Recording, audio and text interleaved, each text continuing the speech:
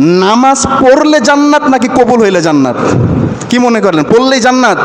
না, একজন বান্দা নামাজ পড়লে জান্নাতে যাবে না, নামাজ কবুল হইলেই সে জান্নাতে যাবে। কেন?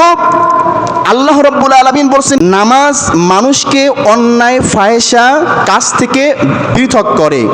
একজন ব্যক্তি সালাত আদায় করছে, অন্যের গীবত গাচ্ছে। একজন ব্যক্তি সালাত আদায় করছে, সুদ খাচ্ছে। একজন ব্যক্তি সালাত আদায় করছে, হারাম উপার্জন করছে। একজন ব্যক্তি সালাত আদায় করছে, বেপরদায় থাকছে। তাহলে তার নামাজ হচ্ছে?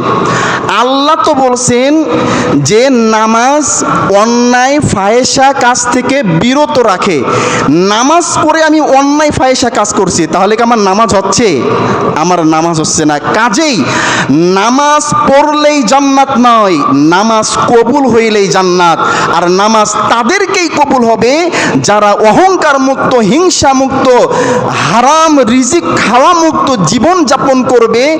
এদের নামাজটাই কিয়ামতের দিবসে আল্লাহ রাব্বুল আলামিন কবুল করবেন।